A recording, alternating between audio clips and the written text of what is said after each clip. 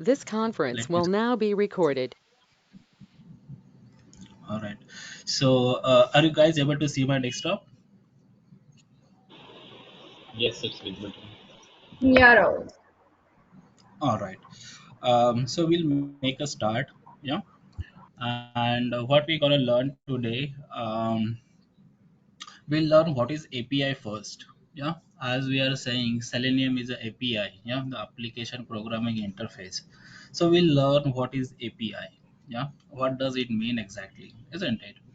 And then we'll move towards, yeah, so then we'll start like a journey towards, our Selenium programming, simple programming. Yeah, so then we'll, launch the browser.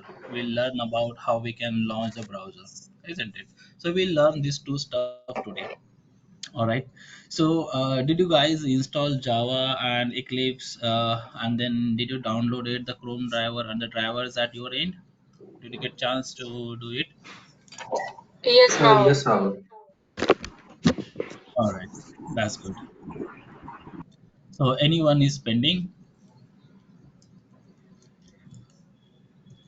I mean, anyone is left to, perform that configuration or have that configuration on his or her laptop or desktop? I am just left for the web browser for Chrome, Rahul. That's it. Otherwise, I have installed other softwares. All right, that's fine. Please do it today. Yeah. So Yeah. then, it's good for you. You can then practice it. I was getting some error while downloading this Chrome drivers. No, there was it's not there is not a link available for Chrome driver Win64. So only So Win22 zip is available for Chrome. that's true. For Chrome, we do have only Win32, and that is, gonna run for Windows 64 as well. So you need Okay, to, sure. yeah, you need to download that only. It will gonna work for both 32 and 64 bit. That is only for the Okay. Chrome. Sure, sure, sure. I will down it today then. Thank you. Rahul. Okay. Okay. Yeah. Hey Kundan, good morning.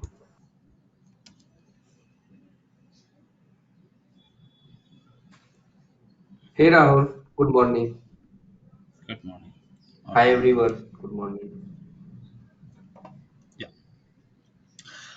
So we'll make a start. Yeah. Um, all right. So what we had yesterday, we discussed about many things. Yeah. So let me close unwanted stuff.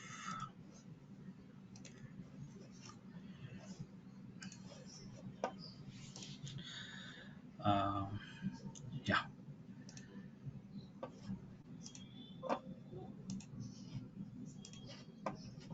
So today we're gonna discuss about, what is API, the application programming interface. So what I did yesterday, yeah. So yesterday on this Eclipse, right, the second version of Eclipse of mine. So I created one simple project, yeah, so that you guys should be able to understand what is the first look, how the, the Eclipse looked at when you launch it freshly, isn't it? So this is what how it is looking like, yeah. And then we do have the three different sections, rather four different sections, but the fourth one is, as of now, we are not using it because that is going to use for the debugging purpose, and that is coming in down the line in the session, isn't it? So as of now, we have this Eclipse there with you, there with us, isn't it? So what I can do, instead of continuing over here, I'm using Eclipse Photon for my all projects. Yeah. So what I'm gonna do, I'll create the project over here. Yeah. So that was for our understanding. Yeah. Yesterday you might have got idea what is workspace, what is happening at the back end in the workspace when we create the project and when we create other stuff, isn't it? So that was for our understanding, right? So what I do, I'm gonna create a project over here, right, in my Eclipse Photon, isn't it? So this is what my existing projects are, right? So I'm gonna create a new one for, our batch, isn't it? So what I can do, I'll just say new. You can right click over here and you can go from here as well, isn't it?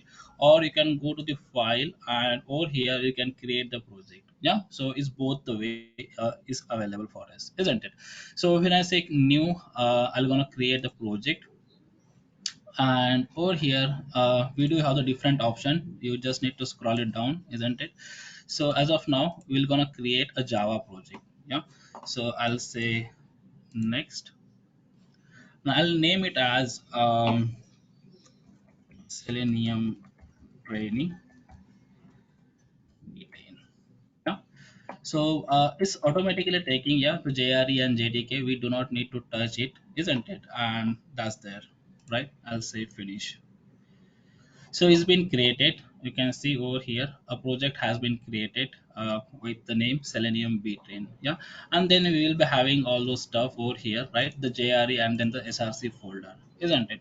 And under this, you might have an idea now. This JRE is picking up all the jar files from our system, right, where Java has been installed, right? And then we do have this source folder.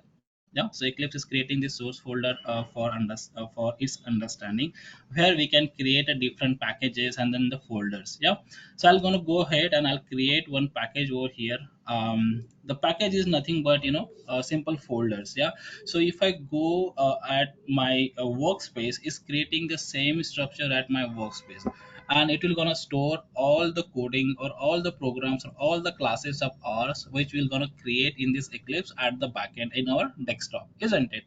So that's there. All right, so I'm gonna create the package, Java package over here. Yeah, so the package is, I'll name it as test package as of now. Then we'll discuss about what is package.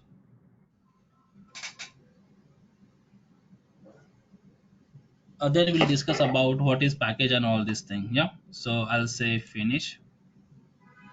So as of now, I created this test package over here. All right, and then what we need apart from this, right, in this particular program, right, so in this particular project, so we'll be needing a different stuff, as in we'll be needing a Selenium jar file. So how do I add it? I'll go to build path. I can directly add external archives over here. Yeah, or I can go to configure build path, then in libraries, and in libraries I can go ahead and add external jars. So this is what the standalone jar I would be needing. I added that jar file over here. Yeah, and then apply, and then the apply and close. So I do have my jar file over here now as an Selenium standalone server jar. And second thing, what I need, I would be needing drivers for it, yeah, to run it on. So I'll go over here in my folder where I do have everything. So this is what I do have drivers available. I downloaded it, all right, and extracted. I'll copy it from here and paste at my project level. So over here, so I do got the drivers and my jar file. Now we are good to go ahead for our uh, Selenium programming, isn't it? So today what I'm gonna do is I'm gonna, explain you. So this is what the jar file, isn't it? So this is what the jar file, Selenium standalone server jar. So everything like the Selenium is completely and 100% depend on this particular jar file. Yeah, so this is jar file is, what you can say, that the key point or the heart of the Selenium, isn't it? So if you do not have this jar file, then you won't be able to, work on the Selenium, or you don't be able to perform the Selenium, isn't it?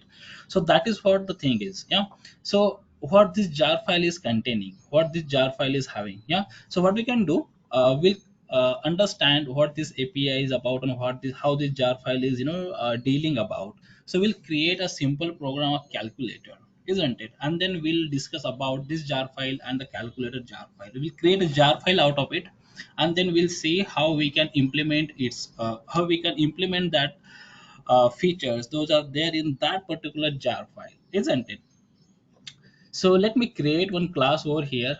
I'll go over here and I'll say create new class, and I'll say calculator. So please note, guys, when we are creating the package name always start from the small letter, whereas when we are creating the class is always start with the capital letter, isn't it? So if I, write, the small letter, so it's again giving me some, the warning over here. one suggestion over here. So the class name always start from the capital letter. That is what the industry standard is, isn't it? And you need to follow it. Yeah. So whenever you go or whenever you hit the floor, you'll be able to see the same configuration and same structure at your programming level. Yeah, when you go to the automation testing. Yeah, so you should be know all this stuff. All right, so the class name is always going to start with capital letter followed by camel castling. So what do you mean by camel castling? So if you looked at over here, this is what called as camel castling. So if you looked at out of this selenium, first letter is capital, and then the second word, which is a training, the first letter is capital. This is what called as the camel castling. Yeah, you might know, right, how the castling is there over the camel, isn't it? So over here as well, if you looked at test, the T is small, then the package P is capital. This is what called as the camel castling. Yeah. So you need to follow these, the standard. This is what something which is there. Yeah. We need to follow, right? So if you are creating a class and is, having a big name, then you need to follow the camel castling over there. Yeah. Right. The first letter of the class should be capital, and when first letter of the package should be small. All right. That's there. Then over here we got then this thing, right, the main method. If you click it, it will directly appear in your class, right? Let me check it, this checkbox. And if I'm going to go and create the class called as calculator, I'll be directly getting this snippet for the main method, isn't it? In the other word, if you don't want, and if you want to write it by your own, what you can do is you just type main over here and then control and space. So when I do it, you again will be gonna get the same thing over here, and you can click it. Yeah. So again you got the main method. Yeah. So in both ways you will be able to do it. Yeah. You can do it. Yeah. So how do I do it? How do I get this main method instead of writing all this stuff? Right. You just need to type main, yeah, and then control and space. You'll be able to get all these available options and then click on the main method. Yeah, so this is what the main method. All right, so you can get in this way. All right, so that is what the thing is. Now the calculator. All right, so what do you mean by calculator? I mean, what are there different functions available in the calculator? Anyone? When we see the calculator, so what are different stuff available in the calculator? What do we do with the calculator? Addition, Addition, division, subtraction. subtraction. Yeah. So there are n number of things available, right, when we dealing with the calculator. Yeah. So the simple mathematic calculation is also there. All right.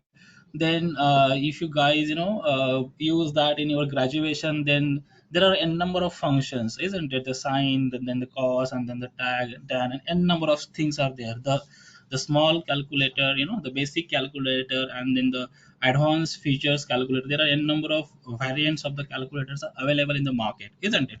So out of which, what we're gonna do is we'll learn a very simple thing. We'll create a very simple calculator over here, isn't it?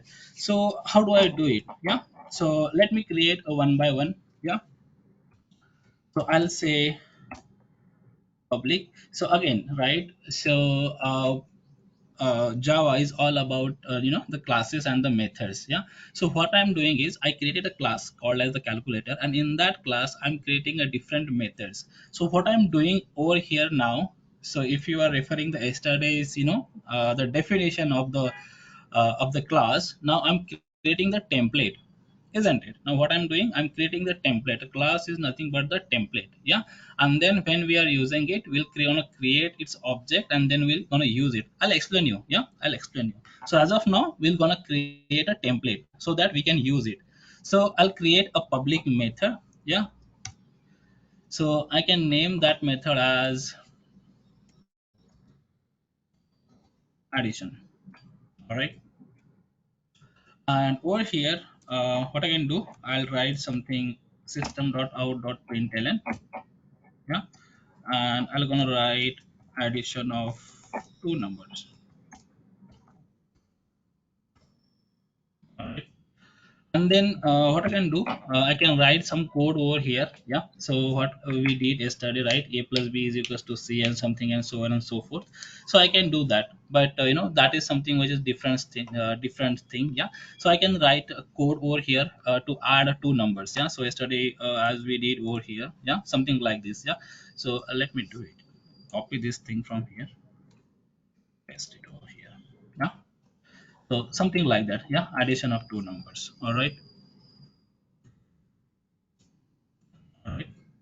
Okay, so that is what my first method is. Yeah, then what I can do, I'll go over here and then I'll create a second method called as subtraction. Yeah, and then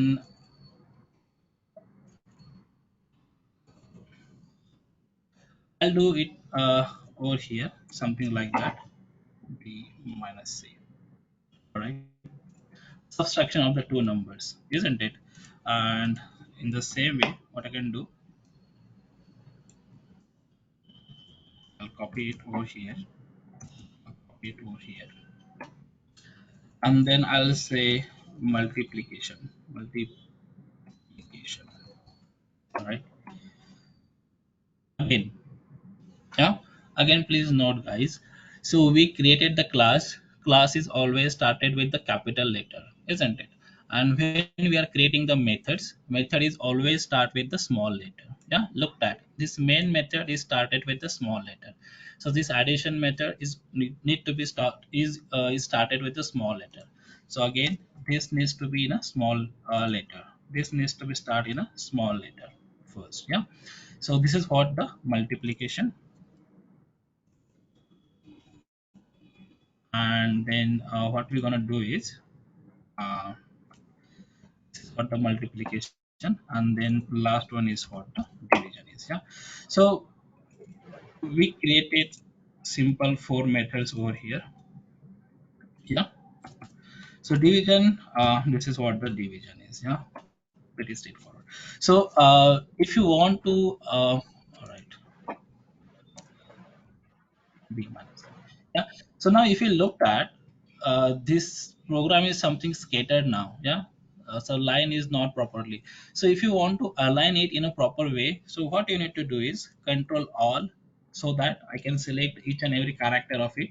Control all, control shift F format, control shift and then the F format. So now if you looked at everything, it is in a proper sequence, it's been arranged properly, isn't it? So that is what you can do, right, when you are done with your the program. Yeah, so control all, select all, then control shift and then the F button. Yeah, so that we can format it your program or your class in a proper way. Yeah, so this is what how it is. Yeah, so I created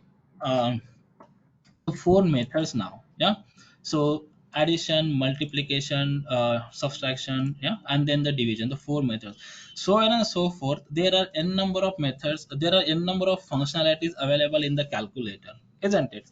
And that is what how it has been designed. Yeah, so if I want to design a calculator in the Java language, right, the developer will gonna do this thing for each and every functionality, isn't it? So we are learning it at basic level.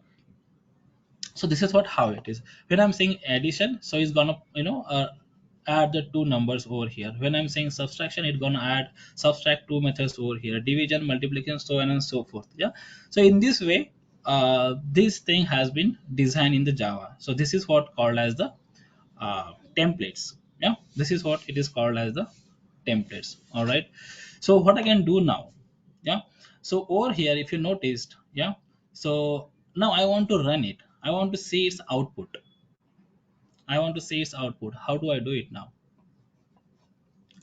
So yesterday we saw, right, so yesterday this is what my the program I ran it, and then I got an output say hello world and then the adding of two numbers over here. Yeah, so now in this way, if I run it right now, so will I be able to get the output? No, because we haven't written anything in main method, so it won't run. Absolutely, absolutely. All right, So we so need to Java, create object. Yeah, objects for the methods. Yeah. Yeah, absolutely. So that's what I'm saying.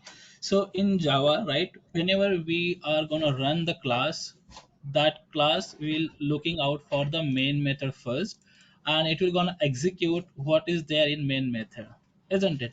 So as of now, there is nothing in main method. If I go ahead and if I run it, so as a Java application, so we don't have anything at the output because we do not have anything in the main method. Yeah. So if I just go ahead and write something like sysout, and if I'm writing over here, I am running my first class. If I write something like over here, and if I run it now, see, I got it as an output. I am running my first class, isn't it? So what does it mean? So whatever is there in my main method, that is only gonna go and execute. Yeah. So these different methods which are available over here, these are they won't execute, isn't it? Then how do I make them to execute? If I want the output of this particular, the functionality, how do I do it then? How do I do it then? Yeah, for that what I need to do, I can go ahead and I can call this method directly over here.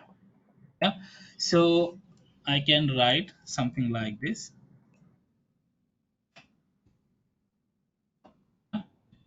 showing me an error, reason being change addition to static. Yeah, so don't worry guys, as of now just be with me. I'll gonna explain you what this public static void mean. Yeah, so it's too early if I jump into this thing, yeah, and you will be gonna lose your interest. Yeah, so don't worry about, we'll have an entire session on this access modifiers. All right, so just be there with me. All right, so we're gonna have this, we'll learn all this stuff. All right, so as this method, the main method is of static type. That's what this addition is also needs to be a static. Yeah. So is as of now is public and then the void only. All right.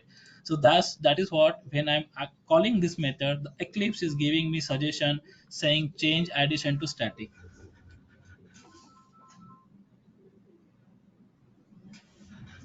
Yeah, is saying change it to static. That is what this ide is for. Yeah, that is what this ide is meant for, isn't it? So we do not need to keep everything in our mind, isn't it? That is what the smartness, that is what the intelligence of this ide is, isn't it? Though it be Eclipse, though it be IntelliJ, though it be Visual Studio, though it be Item, so you can take any ID. This is what the smartness on, and this is what the intelligence of those IDs. Yeah, so they're gonna give us a suggestion, isn't it? So we do not need to keep each and every syntax and each and every format in our mind. Yeah, that was the story a long back, right? So that is, before, when we do not have IDs, right? Initially guys are developer are writing code on their notepad, right? So that is what where we need to keep syntax and everything in our mind, isn't it? Because at that time we do not have such kind of the smartness or the intelligence where we are gonna understand what went wrong. Yeah, so now we are good, right? As we are having this thing over here, so it will gonna help us. Yeah, so change addition to static, I'll say okay, isn't it? Now this error has been gone, isn't it? So I need to do it for all my the methods. Yeah, then and then only it will be called. So now if I run it now, so what will gonna happen? See, this method has been called, isn't it? Addition. Now what is there written in this particular addition method is gonna go and execute. That is what it has happened, isn't it? And this is the way you can go ahead and call the methods those are there into the your class. All right, so this is what the different methods. If you are not calling it in the main method, then it will be reside as is, isn't it? All right, so you can create a different methods, and if you want to perform the operation, or if you want to call them, or if you want to execute it, or if you want to run it. Yeah, so this is what the way, right? In main method you need to call that method. Yeah, I call this addition method over here.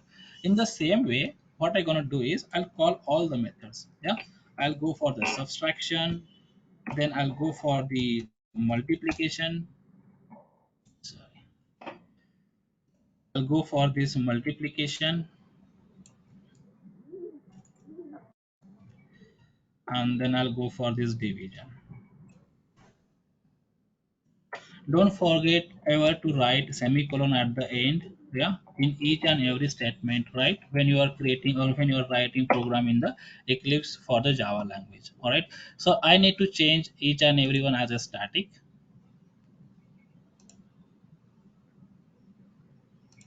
Yeah, I did it. All right. So everything is done now. And if I go ahead and if I, uh, execute it now, so I'll be able to see some output over there. Yeah. So let me just format it out so that it looks something, uh,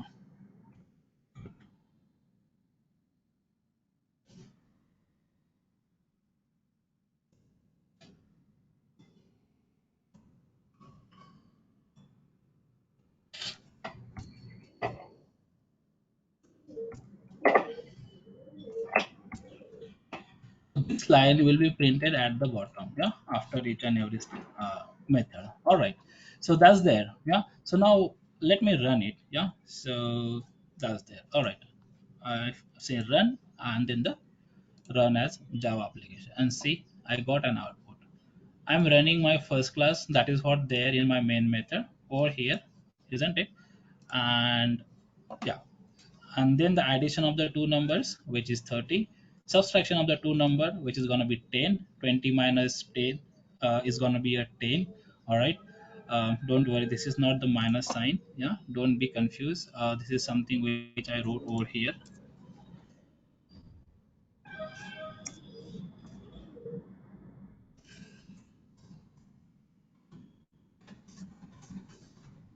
All right. Let me run it again. All right. Yeah. So I'm running my first class. This is what addition of the two numbers. This is what the subtraction of the two numbers. This is what the multiplication of the two numbers, isn't it? 20 multiplied by 10, isn't it? 20 multiplied by 10, that is going to be 200. And the division of the two number, 20 divided by 10 is going to be a 2 as an answer over here. Yeah.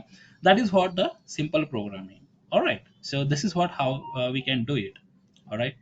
So I called all the four methods in my main method. All right, I called. So this is what the way we can go ahead and execute this thing. Yeah. So what is next? Yeah. So any question, guys, over here?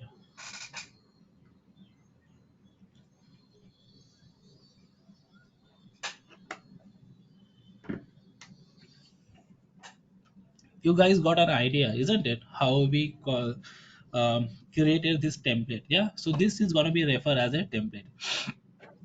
All Yeah, right. Rahul. So this is what. All right. Yeah. This is what the one way to do it. Yeah.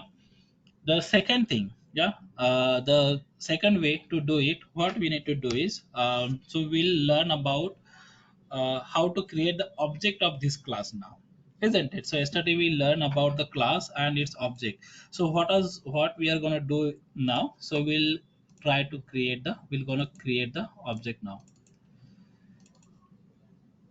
So this is what our yesterday's session. So now we created the class. Now we're going to create the object out of it, isn't it? Yeah. So in order to create the object, what I need to do is, if you go over here in this document, so it's been written, yeah. So this is what the statement, yeah. So this is what the way we can create the object, yeah. So all right, so we'll learn it, yeah. Okay, so in order to create the object, let me do it. So this is what my class name is. So class name, I'll say calc is equals to new calculator. Now I created the object. This is what the way, yeah. This is what the object creation. All right. So can anyone tell me which is the object in this particular statement? CAL. Can. Sir, CL. it's a new calculator because New Yes, it is calculator. new calculator. Okay. yeah, Anyone else?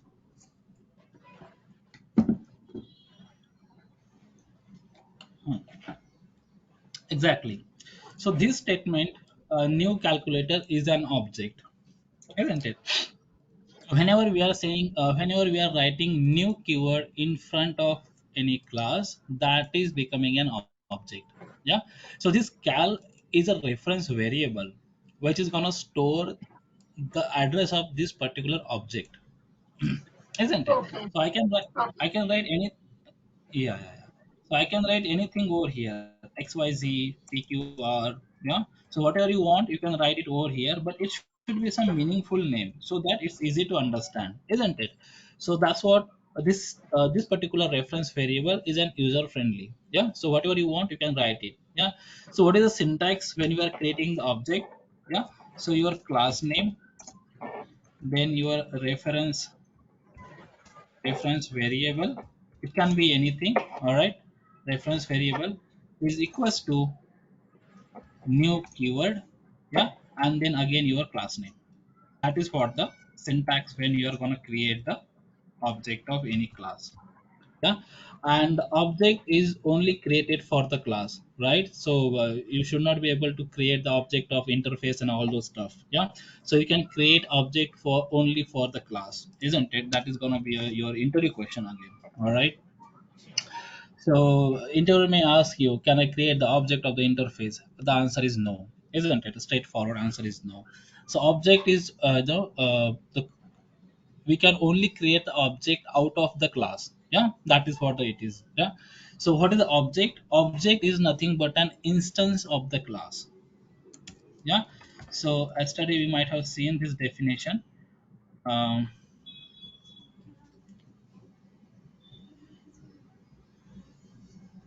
So what is an object? So object is nothing but the instance of the class. Yeah. So and in other word, the class over here, I think, yeah. So what are objects? Yeah. The objects are nothing but the instance of the class. Yeah. So what do you mean by instance? Anyone? What do you mean by instance? A replica. You can say that a replica, isn't it? Or a copy, isn't Copy it? of that. Yeah, the copy of that. So instance is nothing but a replica or a copy of that, isn't it? So object are nothing but the instance of the class. Yeah. A single class can create a n number of objects, unique objects, isn't it? So we can create n number of unique objects out of one class, isn't it? So object is nothing but the instance of the class, is a copy of the class, is a replica of the class, right? So yeah, instead of replica, the copy of the class is going to be a correct word, isn't it? But in a bookish definition, is called as the instance of the class. Yeah. So that is what the object is. All right. So what is the format? The class name, your reference variable. You can use anything over here, XYZ, PQ, or whatever you want. Then a new keyword, isn't it? Which is provided by the Java, and then again your class name. All right. So that is what your object is, right? So now what I can do with this particular uh, object? Yeah. So just looked at. So I can write something called as calc dot, and then I'll be able to get all the methods those are there in this particular calculator class. Yeah. See, I got addition method. All right. That is there in this my class, in my calculator class. I do have the addition method, and that is what I got it over here. All right. That is there. All right. Second, again, calc dot, I can go ahead and use addition. I can go ahead and use multiplication. Then I can go ahead and use dot. We do have subtraction. Then I can go ahead and use calc dot division. All right. This is what all four methods I can go ahead and use. Yeah. All right. So this is what I can go ahead and create the object, and then I can go ahead and add this particular thing in it. isn't it? All right. So now what I can do, if I run it now, if I run it now, see what is happening. So can anyone tell me what is going to happen if I run it now?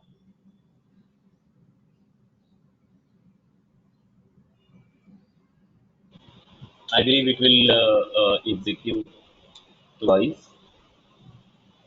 Hmm. Anyone else?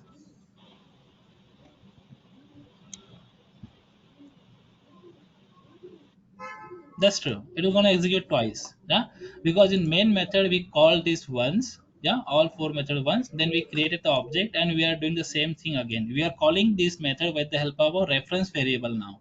All right.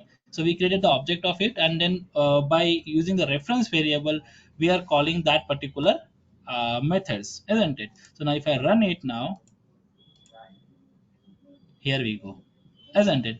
So this is what the first we called it. Yeah, adding of two number, dividing subtraction of the two number, multiplication of the two number, and the division of the two number. Yeah, and then I created the object out of it, and then it's called those four method again, isn't it? This four method has been called again.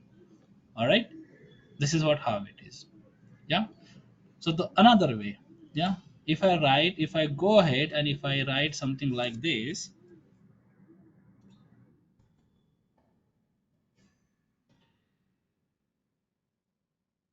new calculator dot addition,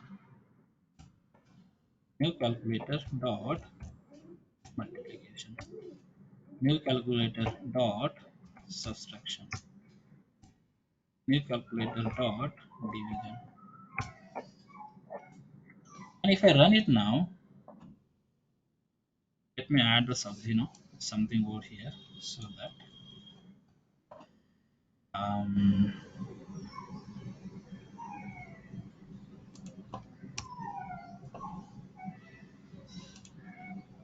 let me add some separator over here,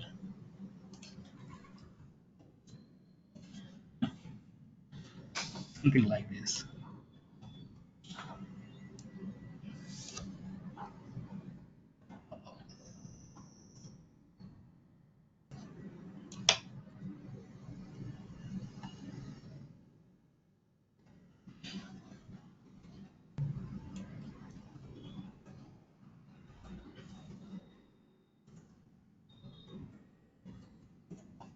Let me run it now. All right. So I'm running my first class. This is what the very first statement, which is this thing. All right. Second, I created the object of it. Yeah, this is what where I created the object of it and I ran it. Now the same output, isn't it? So both is giving me the same output.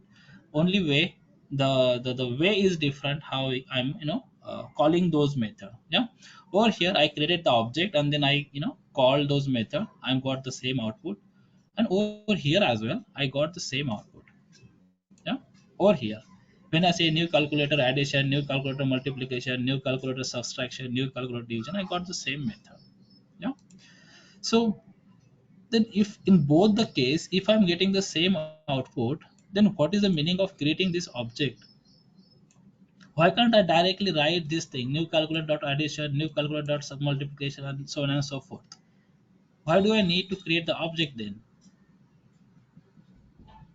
This is gonna be again your interview question. Yeah, so why do we need to create the object of the class? Why can't we directly call the the methods out of that class with the name or with the by using the new keyword and by using the class name? I can directly access, isn't it? New calculator dot addition. Yeah, I'm able to access all these four method, and in fact, I got the same output over here. You can see that it's the same output. Then what is the need to create the object? Why do we need to create the object then?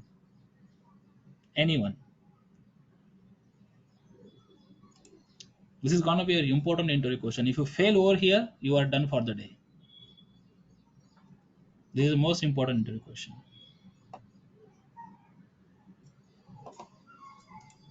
Why do we need to create the object then?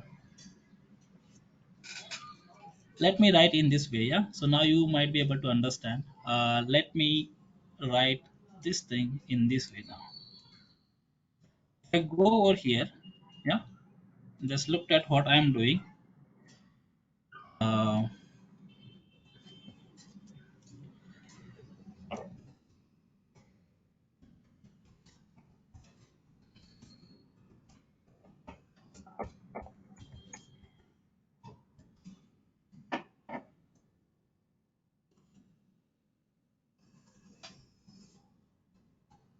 yeah, as I told you, right? So whenever we are gonna create the object, that object will gonna hold, right? Right, whenever we are going to create the object and we are assigning that object to one of the reference variable, my reference variable will going to hold the memory location of that particular object. Yeah, it will going to hold the address of that particular object, isn't it?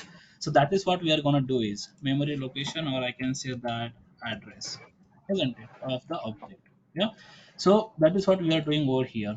Yeah, so now looked at, and in the same way over here as well we are creating the, so over here we are creating the object. Over here we created only one object. Yeah, whereas in this statement we created the four different options to call my four methods. Yeah, so over here we created only one object, and with this one object I'm able to access all the methods those are there in this particular class, isn't it? Let me run it. Yeah, let me run it and let's see. I am interested into this. See,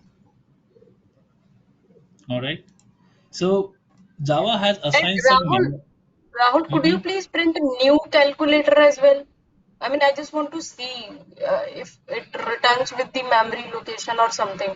I mean, what is returning? The new calculator. Um, I won't be able to This. get the address of. I Uh-huh. won't be able to get. I won't be able to get the address of this because I'm directly assigning memory and calling to it. What I'm doing over here, I'm saving this memory location somewhere over here. So Yeah. instead, what I need to do, I can just write something like this. If you want to get it, yeah. So I need to write it in this way then. But that is gonna be a new object. Yeah. All right. So let me do it. I need to write it something like this, right? Hmm. Yeah. All right. So let me run it now. See, look at. See, memory allocation of the object. Yeah, this is what the first. Hmm. Yeah, when I created the object, Hmm. cal- calculator Yeah. calc is equals to this thing. Yeah, this is what my memory allocation. The Java has assigned some memory to it, and over Hmm. here again, when I'm saying new calculator is equals to this thing. Let me bring it down. Uh, Hold on. Yeah, so this is what my first thing. All right. Hmm. Yeah, this was my first thing, and this is what my second address Second. memory address. Yeah, when I'm saying this new calculator, this is what my second address. So Java has assigned some memory to it, isn't it, for this particular object. So what is happening, right? As of now, I do have four methods in it. Yeah, that's what I can create the Uh-huh. four methods. But what if I do have 1,000 methods over here in this particular class?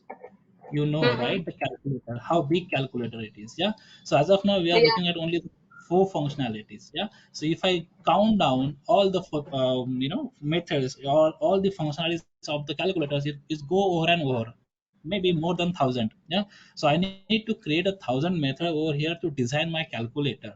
All right, so I'm going to Hmm. create 1,000 methods. That is what my task is. The developer is going to create 1,000 methods to uh, know Perform that all to the. justify, yes, to perform all the functionalities of the calculator.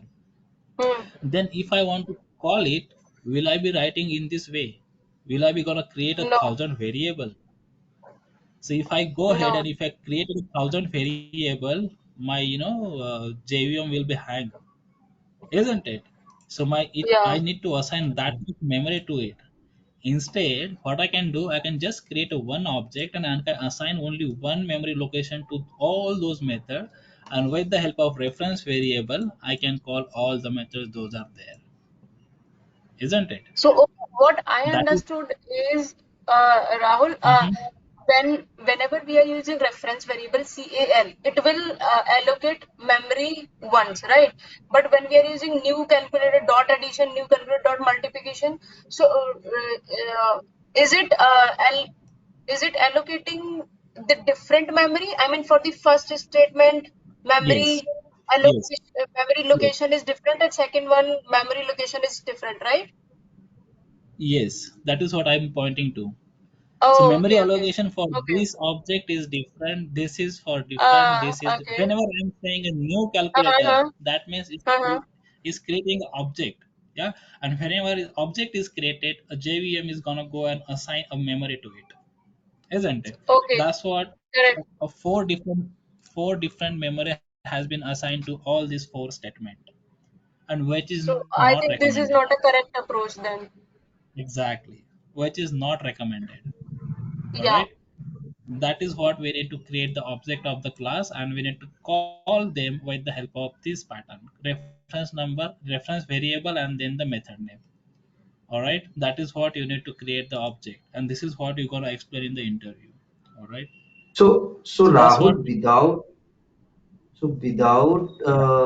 means assigning any reference value to the object, if there is no reference value for the object, then JVM will call the garbage collection, right?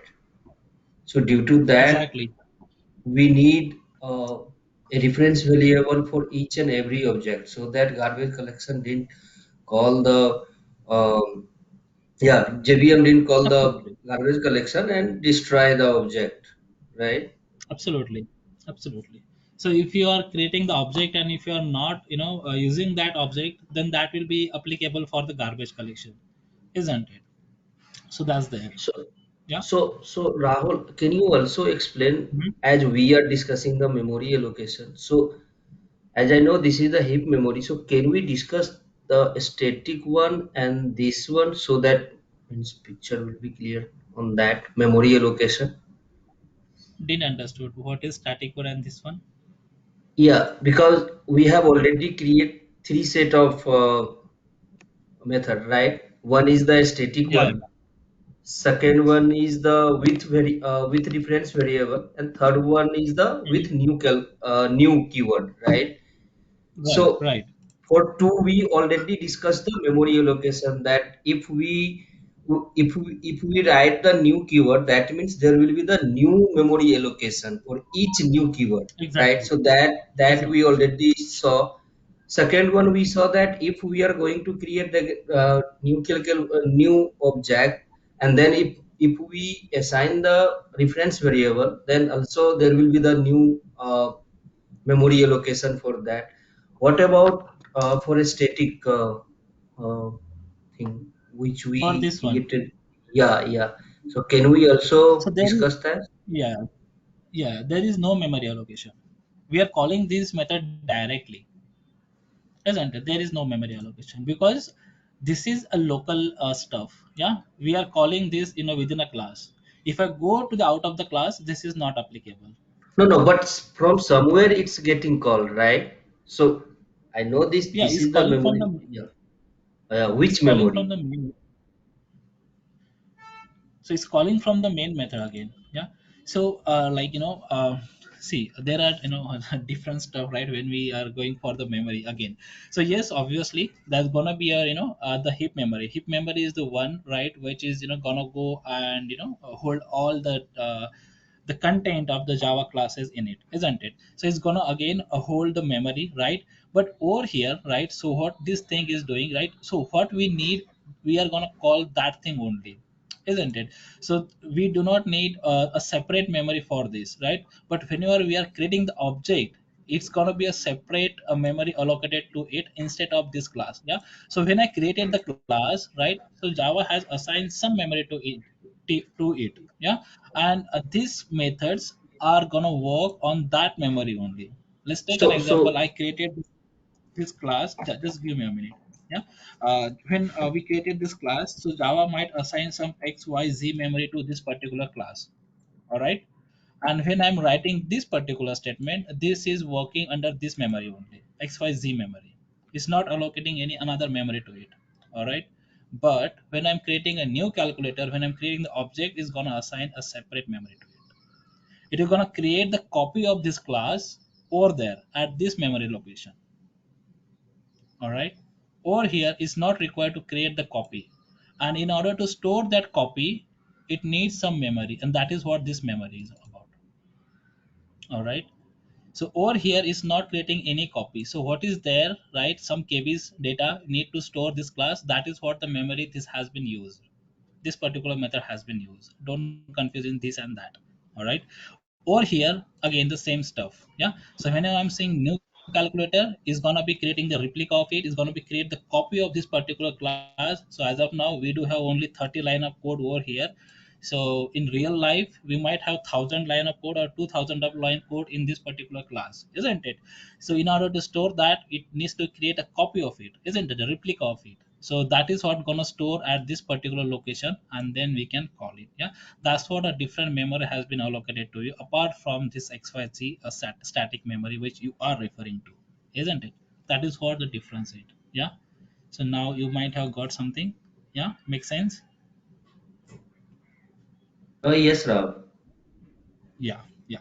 Mm, That is what how it Rahul, is. Rahul, before you do, so if from the for the very first method, I mean for the very first way in our example, if that is using the memory XYZ only, then I believe that would be the best way. Now, then why we are calculating, why we are creating objects? That's true. That's true. So yeah, so this is what the thing is, when I'm using the same methods from the same class. Yeah. So what if I want to use this addition, subtraction, multiplication, and division out of this class? Okay, got it, got it, got Yeah. In that case, I need to use this approach. All right. Or this approach. Yeah. So this approach, this statement, first thing, right, is applicable only when if I'm calling these methods addition, subtraction, multiplication, and division in the same class, in the calculator class. But if I want to access these methods outside this particular class, then I need to create the object of it, and then I need to go with these two, one method out of these two, right? And this is recommended and this is not recommended. All right. This is not recommended. Yeah. So this is what how we need to do it. All right. So as of now, if you guys are okay and understood this thing, let me comment it out, this particular stuff, because we do not need it. We are not gonna call this thing. Yeah. So I commented it out. So how do I do it? Yeah. So comment means this thing is not executed. Yeah, this thing will not gonna execute. Yeah. So when I write double slash over here, if you refer it as, yeah, double forward slash, this statement is commented out. Yeah. So right, that means this statement is not gonna go and execute. Yeah. So over here, if you looked at, so every time it's running, yeah, this statement is running. So if I'm writing two backslash, two forward slash in front of this particular statement, and if I run it now, so I won't be able to see this. I'm running this first statement over here in my output. That is what how we can code. See, now I don't have that statement over here, isn't it? This is what how we can go ahead and comment any particular line if you don't want that particular line to be executed in my code. Yeah. Now over here, I don't want this line of code to be executed. Yeah. So what I can do, I'll select this particular line and I can directly press control and then the forward slash. Yeah. So I selected this all line, I press control and then the forward slash, so all these lines got commented. Yeah, I don't want it. All right, that is what how we can go ahead and do it. All right, so that's there, so we can comment all this stuff in one go. Yeah. All right. So second thing again, if I want to call this particular calculator class out of the class, yeah, I mean apart from this class, then how do I do it? Yeah. So let's go ahead and look into it. Yeah. So what I can do, let's take an example, some guy. Yeah. So let's take an example, Abhishek. Yeah. So Abhishek is working some XYZ organization. All right. And what he did, he created the the calculator application. Yeah. he used all his intelligence and designed a robust calculator, yeah, which is having an n number of functionality, thousands of functionality. All right. And then what he will gonna do is, so now we'll be discussing about the API. Yeah, what is API is. All right. So let's take an example. The Abhishek has used all his intelligence, yeah, all his knowledge, and he has designed, the robust calculator, all right, in the Java language. All right. So he'll gonna use all the classes and all methods and all those stuff, right? He created over here, he created thousands of method and thousands of functionality over there. All right. And then now what he wants to do is, and that has been used in his application, right, in his office, right? He has used it. Now what Abhishek thinks, yeah, instead of I wrote this program, right, calculator, but calculator is something, right, which is worldwidely used, yeah. So some other person, let's take an example, the Kundan is sitting some PQR organization, all right. So he's working in some PQR organization. So what Abhishek has thought, so like any other guys, they are also needing the calculator. Yeah. Now if I want to perform the addition, right, this is what the universal statement. Yeah. If I want to add the two number, this is what the universal statement, right? We are 9 or 10 member in a meeting. So if we all want to make addition, this is what the statement we need to do. Yeah. So if I write this program for my use, the same program can be used by all of you guys, isn't it? So why do you go ahead and write the same thing again? Yeah. So obviously think of this thing and what he come out of the way. Yeah. So can I make something so that all other guys, all my colleagues, those are there, my friends, yeah, can use the same logic, isn't it? If they want to perform the addition, they don't want to write this code again and again, right? They can directly use this my calculator application which I designed and directly perform the addition instead of writing and banging their head again to write all this 1,000 and 2,000 line of code, isn't it? So that is what he has thought, and he created a jar file out of it, isn't it? Yeah. And then he wants to share all these things towards the word, yeah. To he want to publish this thing, yeah, he has designed the calculator, right? And he want to publish this thing, yes, I designed this calculator and you can go ahead and use it.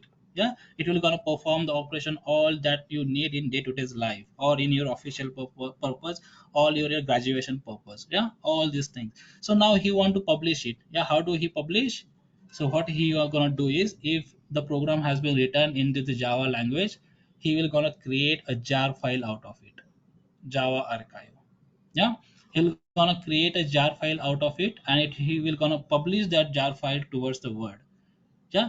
Now what this guy will gonna do, the Kundan will gonna do, Kundan will go to that repository and search if anyone did such kind of stuff. This Kundan is using some smartness. So yaar, why should I gonna write this 1,000 line of code again if I want to design the calculator? Someone has might did this thing and might have published something. Let me search it out. Let me Google it out if someone has work on it. Yeah. And he might have Googled it out, and then he found that yes, Abhishek is the one who has did all this stuff for me. Thank you to Abhishek. Now what he will gonna do? He will gonna pick up that jar file which Abhishek has created, and he will gonna import that jar file in his or her project. Yeah. So right now we are discussing about Kundan. So Kundan is gonna go and import that jar file in his project, and that will be appearing in his project as an reference libraries as we imported this Selenium standalone jar, isn't it? So we'll create this jar file out of it, and then what Kundan will gonna do? Kundan will directly create the object of that particular jar file, calculator calc is equals to new calculator, and Kundan will only write this thing, and that's it, right? And then Kundan will see the magic, all things are happening, right? So the Abhishek, spent the entire month to design the calculator, and then Kundan has spent some hours to find it out on the Google, and they just imported in his program, and he is happy. Yeah, the entire day of his are free. He is enjoying the office here and there. That is what thing is, yeah, and that is what called as the API. Yeah, the thing which Abhishek has did, all right. So Abhishek has written, use his all intelligence, and he has created the calculator, and he has generated or the jar file out of it and published to the world. Yeah, the jar file is called as the API, application programming interface, isn't it? Which makes a life easy for the Kundan.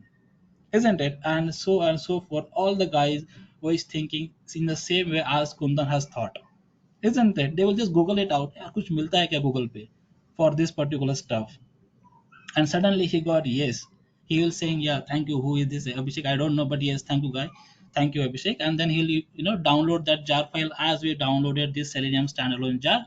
He will be downloading that jar file from that particular repository. I'll let you know what that repository is all about. And then he will gonna import that jar file in his program and go for it. Yeah, that is what called as the API. All right, so we'll learn how to do it. Yeah, so you got the concept about it. Yeah, how what we are going to do it. All right, so we'll create a jar file out of it now.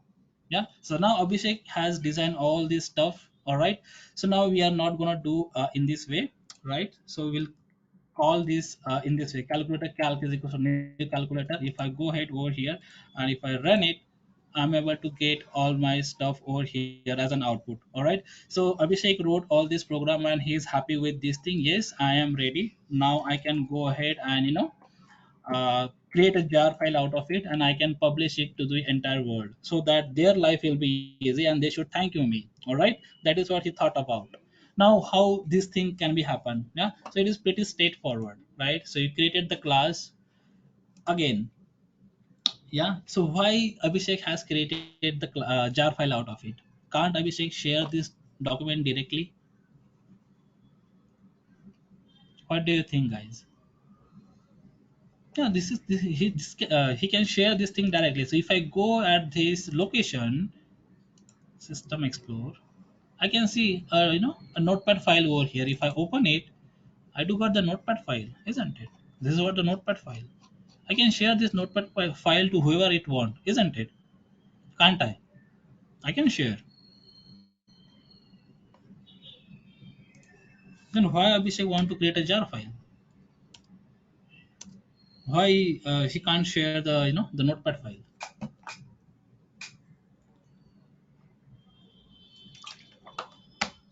Because I think Rahul, jar file, you just need to copy paste in the your main project, and if he will share the this complete class, then he has to do the some configuration, right? Like he has to create package, then class and everything, and then he can use this code.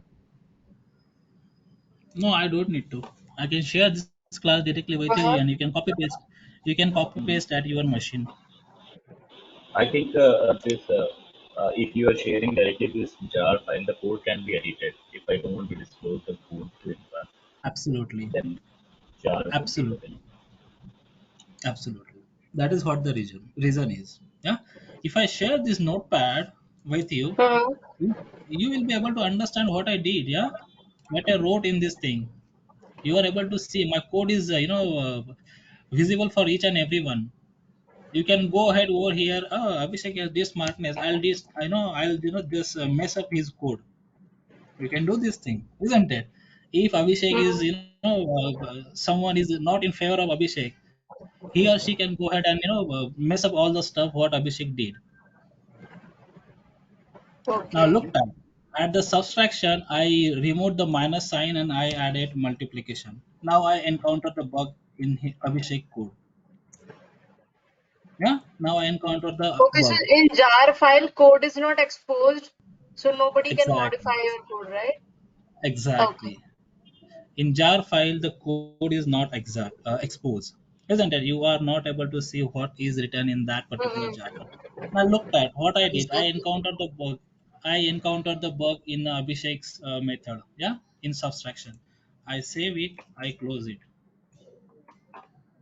Let me go to the Eclipse. Where it is? Over here. See, multiplication. No, subtraction. See, I encountered the bug. Yeah. Now when I run it, see, the multiplication of two number is 200. Now you'll gonna use something whatever word you want to go ahead and you can use with that particular guy. So that is what you don't want to do it. Yeah, that's what we are gonna go and create a jar file out of it. All right. So anyone can manipulate if you share a direct code. All right, so that should not be happen. Yeah, and then your code should be robust, and only you should be having the control of what you wrote, isn't it? And you should be having control of edit it or update it or you add something new in it, isn't it? That's the what we are going to go and share the jar file, isn't it? And that is what called as the API, application programming interface. All right, so that's what in this particular Selenium standalone jar file there are n number of classes. We are not able to see what is there inside that particular jar file. We can just use it. All right, so in the same way we're going to create a jar file out of this calculator. We won't be able to see what is there in that particular jar file, what Abhishek did, what he has written in that jar file. We are not able to see it, but yes, we can use it. Yeah, we can make our life easy by using that particular jar file. So how do I do it? I'll just right click on this my particular class. I can say export. See, I got an option over here under Java, yeah, as a jar file. All right, I'll say jar file, yeah, and then I can name that jar file whatever I want. So calculator underscore say b10. All right, that is what I created under this particular location. I'll say finish.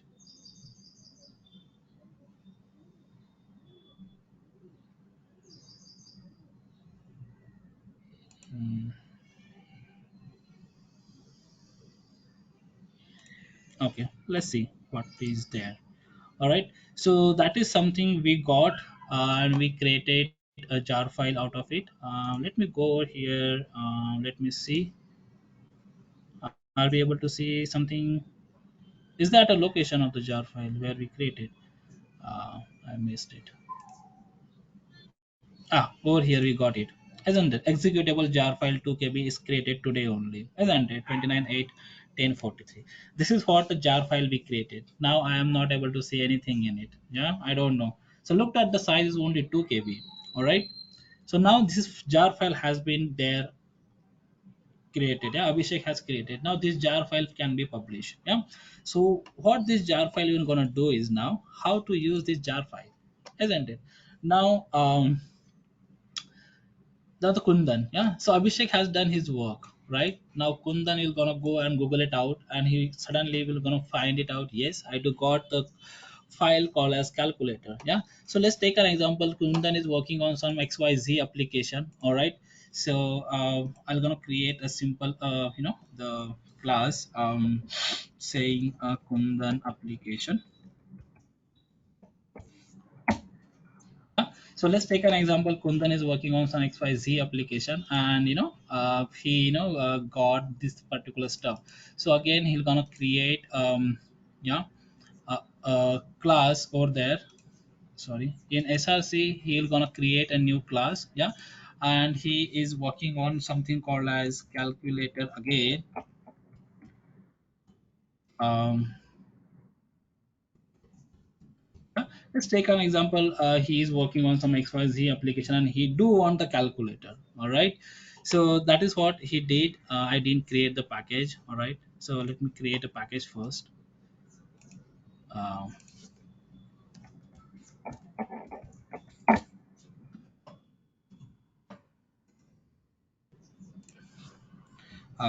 again, calculator underscore, sorry. And then, yeah, that is what he did. All right. Calculator Kundan. Okay. Yeah, so this is what he wants to do, and then he thought of, can I have something, can I get something which everyone someone has made it. Then he google it out and he suddenly find it out, yes, I do have a jar file. Then what Kundan is gonna do, he'll just say over here build path, then configure build path, then libraries, add external jar. He'll go over here, he'll just import this jar file, and your jar file is will gonna appear over here as an reference library, as we imported our Selenium jar as a reference library, and that is what over here now. All right. Now what Kundan will gonna do is Kundan will write a main method. Sorry. main method, and in main method we're gonna create object of this class. Yeah, the object of the calculator class which we created over here.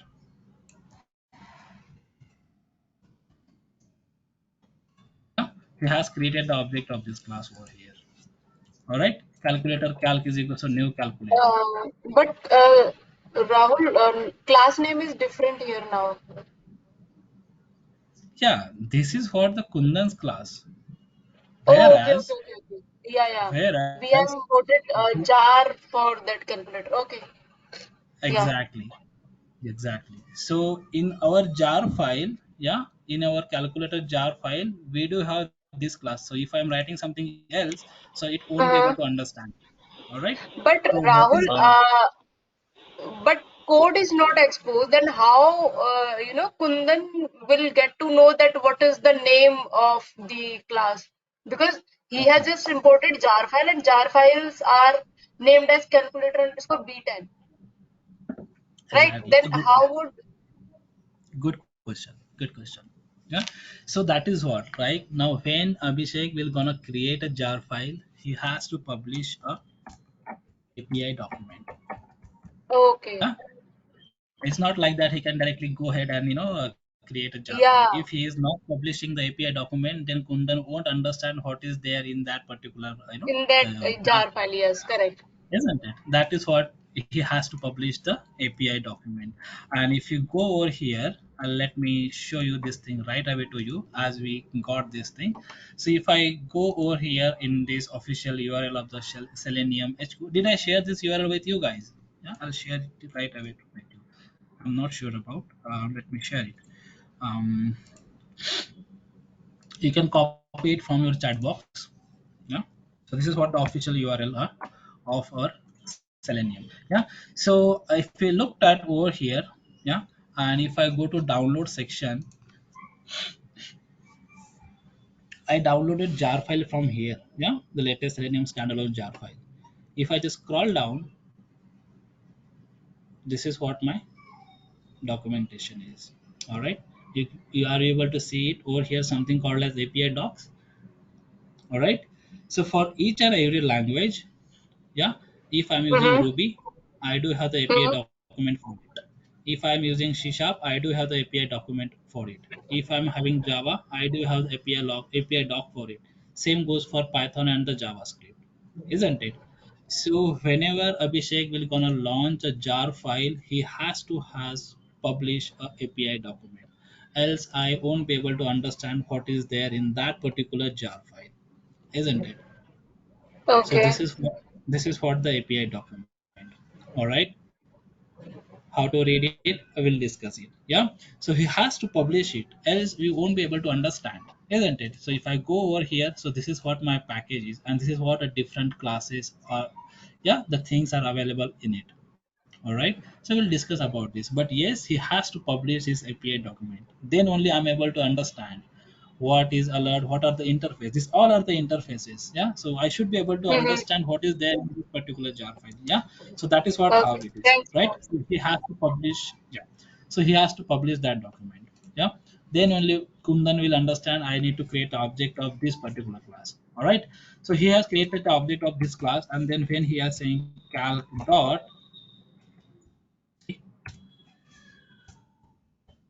see, calc dot addition, multiplication, subtraction, and then calc dot division, isn't it? The code is not visible. Kundan didn't know what is there in this particular jar file. He is least bothered about it. What is there in this particular jar file? In the same way, we are least bothered about this. What is there into this Selenium server standalone file? Because we do not have option. Yeah, we can't see what is there in this particular standalone server file, jar file. Is it a jar file? We are not able to see the code. In the same way, the Kundan is not able to see what has Abhishek did over here, and he is least bothered about it. किया है तो करने दो यार. Yeah, that's fine. My work is I want this thing to be done. Let me run it and see it. And Rahul, See, one more question here. Let's say Kundan is also using this jar file and Mayuri is also using the same jar file. So, Mhm. can they create the different, what the Objects. reference Yeah, variable, yeah. like the class name is calculator, Mayuri can use cal1 as a reference variable and Kundan can use cal2, right? Anything. This is a reference variable. You can write anything, right? Uh-huh. As we are a nine member in the team, you can use anything, whatever you want. Calculator one, 2, 3, XYZ, 1, 2, 3, PQR, 1, 2, 3. It is just a reference variable, isn't it? It doesn't make, Okay. it's a user friendly variable. So whatever you want, you can write it as your own. But as a standard practice, we are writing something, we are creating variable which is making sense, isn't it? So if I write some XYZ, Yeah. I'm not able to see what this thing is all about. Yeah. So just write something meaningful, just create something meaningful variable so that I'll be able to understand. Yeah. So when I'm saying cal, so I will be able to recollect. Yeah, it might be the object of the calculator class, isn't it? So some meaningful name for that particular variable. That's the only thing. So you can write 1, 2, 3, whatever you want. Yeah, you can do that thing, isn't it? Yeah. So something like this. So is up to you what you can write, but have some meaningful name. All right, that is what it is. All right. So this is what the thing is. So the purpose of Kundan has been solved, isn't it? He want a calculator and he got the calculator thanks to Abhishek, isn't it? We want to automate the browser, and yes, we do have the Selenium standalone server thanks to Thought Process. Yeah, ThoughtWorks. That is what the organization who has designed this particular standalone jar file for us, isn't it? And Selenium is available for us. All right, that is what how it is, isn't it? That is what how it is. All right. So now you might have got an idea what this surprise about the jar file, isn't it? So what this jar file is all about, it might, what it is containing, who has designed it, how it has been designed, and how we can use it, isn't it? That is what it is. So that's what Selenium is not a tool. Selenium is an API, and this is what how we can design the API, and this is what how we can use the API. All right. So whenever we are designing this thing, yeah, right, so we have to publish an API document. Yeah, we must have to publish the API document, else we won't be able to understand what is there in that particular jar file, isn't it? So you can see that everything is there. Change log, even change log is also there. If you get some time and if you're curious about, you can just go ahead and look at what this thing is all about, isn't it? This is what how it is. All right. So any question, guys, over here? Yeah. No, I'm good. All right. So this is what how it is. All right. So okay. So we got this an idea. Now we are free and we can go ahead with the um, Selenium now. Yeah. All right. So I'll just close all this thing and then I'll start working on this particular uh, program now. So we got an idea what is Selenium now and what is this jar file is all about. Now the mystery has been solved, right? What is jar file? Yeah, this is what jar is, nothing but the Java archive files. Yeah, all right. Okay, so now what is next thing? So next thing we're gonna learn how to launch these browsers. Yeah, the very first thing what we need to do is in Selenium, because Selenium is saying I'm just automating the browser, right? Now we need to learn how we can launch the browser. All right. So all right. So packages. Yeah. So in order to do that, what I need to do is I need to create the package. All right. So if I go over here on the API document, yeah, of the Java, as we are learning the Java, so looked at this all are the packages, isn't it? And looked at the sequence, the way they has been designed, the naming convention of that, isn't it? Rather the design, the naming convention.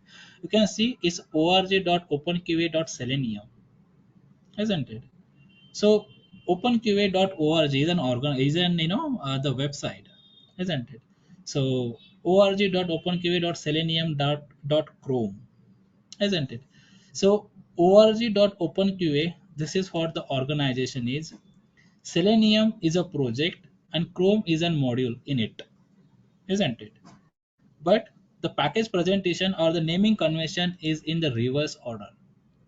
If I want to write it, how do I write it? Chrome.selenium.openqa.org. That is what, the straightforward, which is, making, user friendly for us. But in Selenium, the package presentation or the naming convention is always in the reverse order.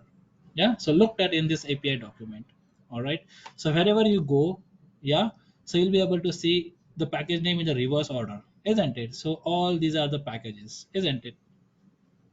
So in the same way, we need to follow this standard, isn't it? This package is for the Safari browser. All right. So org.openqv.selenium, what it is the project, and then the Safari is what the module in it. All right. Module and then submodule, there are so on and so forth, and number of stuff in it. Yeah. So we need to follow the same standard, isn't it? Because you'll be able to get the same standard when you hit the floor, and you should be able to understand it. All right. So whenever we are going to create the package is always going to create in the reverse order in the organization where you work. All right. Suppose you are working in XYZ organization, that should be over there. So your website will be XYZ. Your XYZ. No, sorry. Your official URL will be the xyz.com or .coin or .so on and so forth, isn't it? So your package name will be .com.xyz, then your project name, and then your module name. All right. So that is what how it is. Let me go over here. Yeah. So if I want to create a new package now, yeah, and if you are working in your xyz.com organization, yeah, so what your package name would be, it should be com.xyz dot your project name, and again look at everything is in small letter, isn't it? There is no capital letter in it. All right. So we need to follow the same thing. Yeah. So project name, whatever it may be, dot your module name. And if you are working on your submodule, you can write your submodule as well, isn't it? Uh, this is what the way you can create your package, yeah. And then you need to work underneath. So package is what is nothing but just a folder which is created at the backend at your workspace, yeah, where you have created the workspace. Why we are creating in this way? Why we are following in this way? So that when we are creating the framework, it will be in a properly arranged in a structured manner, isn't it? Else we are messed up everything. All right. So if you looked at, it's pretty straightforward. Don't be take overload of it. It's pretty straightforward. What I did, I created one folder called as Biomet Learn Automation, isn't it? Or here I do have different folder in it. Yeah, the driver and the jar files, official recording, so on and so forth, so that it's properly arranged. If I want to get the recording, I can directly go over here. If I want to get the software, I can directly go over here. Yeah, you might have followed the same thing at your machine as well. If I want to get a training block, I can directly go ahead and work over here, isn't it? That is what the I'm making my life easy, isn't it? In terms of this training and then organizing the training and then managing the training, isn't it? So in the same way, we need to do over here when we are creating the framework or when we are working on any project. We need to be, it needs to be in a proper way. Yeah. So if I looked at over here, see how properly it has been arranged, isn't it? So that it's easy for me to understand, to get any document, isn't it? So that is what we need to create in this way. All right. So this is what the way how you can go ahead with it. All right. So what I can do, so instead of writing this thing, I can go with in this way, go dot in dot biomet dot project name. I'll name it as underscore b10 so that we have something. Yeah. And as of now, we do not have the module or yeah. So module name, I can refer it as Selenium, isn't it? It should not be capital anywhere, but is just for our understanding. I'm writing it. All right. That's there. This is what I created the package, isn't it? So that we are going to follow the industry standard. It never be in a capital letter, and that is what the way it is. All right. Okay. So I created the package. Yeah. And if I go at the back end and if I just looked at what has happened, let me show you. Yeah, see, this is what my project is, isn't it? This is what my Selenium training b10, and I'm working into the SRC. So if I go to SRC, see, the package has been, the folder structure has been created. co.in.biomat.project name Selenium training. See, it has been arranged in a proper way, right? So now whenever I'm creating the class, those that all classes will resides under this particular Selenium training, under this particular location, isn't it? That is what we are going to go and create the packages. All right, that is what how it is. All right, so we're gonna go and create a new class over here. I'll say my class, and I can say um, launch browser. See, whenever I'm creating class, I'm starting it with a capital letter followed by the camel castle thing, isn't it? The launch browser. All right, I'll say finish. And my class has been created, and then I'm gonna go ahead and create a main method in it. Control space. This is what my main method is, isn't it? All right. So now what is next thing? I need to launch the browser. I do have the drivers, and I need to use this particular stuff. Selenium server standalone jar file. Now, if I want to launch the Chrome browser now, how do I do it now?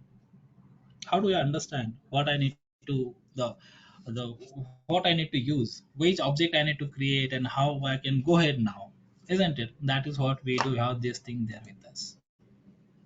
Yeah, the Chrome object. Sorry, the API document. Yeah, so we are working on the Chrome. Yeah, so let me go over here. Let's see what we have. Yes, we do have the Chrome driver over here.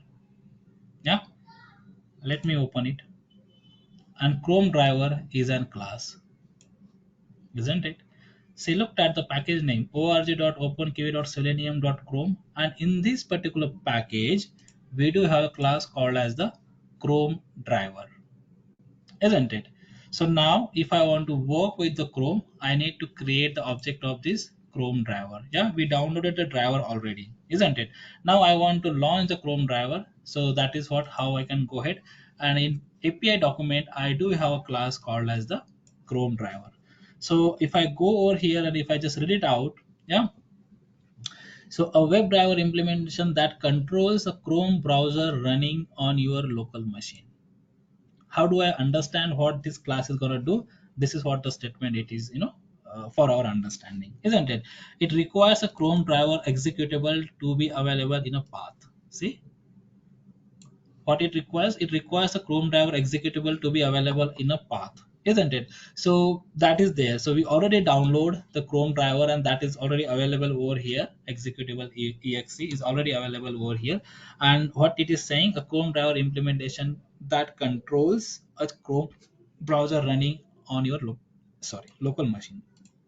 All right, so that is what it is. Yeah, so now what I can do is I'm gonna go and create the object of Chrome driver, and then we'll go ahead with it. Yeah, so let's see. Let me click over here, and if I get something, so if you want to go in depth of it, you can just go ahead and read it out all this API document, isn't it? So there are a number of stuff on the information has been given over here. Yeah, so this is what all methods those are available into that particular class. See, in calculator class which Abhishek has created, yeah, so there were 4 methods available, isn't it? Addition, subtraction, multiplication, and division. And when he has created the jar file out of it, those 4 methods were there, but that is hidden, we were not able to see. So in this API document what they created, so they said WebDriver. All right, and in WebDriver we do have a different methods. See, so what methods that are there, they have mentioned over here, so we can make use of this method. This is the way how we can understand it, and each and every method you'll be able to get its explanation what this will gonna do. So get the title of the current page, isn't it? So this is what the thing is. Close method, close the current window, quitting the browser if its local window currently open, isn't it? So get load the new web page into the current browser window. So the description has been given for each and every method, what this method is going to do for us. Yeah, get current URL, get the string representation of the current URL that the browser is looking at. Manage, yeah, the quit this driver, closing every associated window, isn't it? So description has been given, and again, if you clicked on it, yeah. So let me click on this method. See, again, the long description has been given over here. Yeah, you can just go over this particular document. This is what called as the API document. All right, you need to have this document, then and then you will be able to understand what is there written in that particular jar file. Else you won't be able to understand what this jar is. That is going to be a mystery for you. All right, so we'll learn about this. All right, and then what it is and how it is. All right, so as of now, what we understood from the API document is, so this Chrome driver is an class. All right, where it is, we saw somewhere, isn't it? Is interface is a driver. Yeah, so Chrome driver is an class. Yeah, so what I can do, I'll just copy this stuff and I'll go to my program where I'm launching the browser, and I want it to be launched. So I can say the Chrome driver, uh, driver sorry, driver is equals to new driver. Yeah, and see, we got some error over here, and if I mouse over on that particular error, so it's giving me is some suggestion and saying import Chrome driver.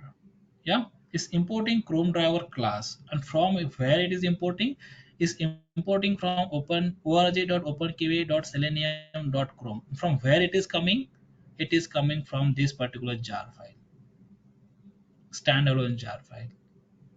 If I'm not having this jar file over here, I am not able to get this import. Just look at, let me import it. Yeah, I imported and my error has been gone now. See, if you are looking out this package, yeah, org.openqa.selenium.chrome, and then the Chrome driver. Chrome driver is a class. See, this is what my package, org.openqa.selenium.chrome, that is what it is, and then my class name Chrome driver is my class name. See, the Chrome driver is my class name.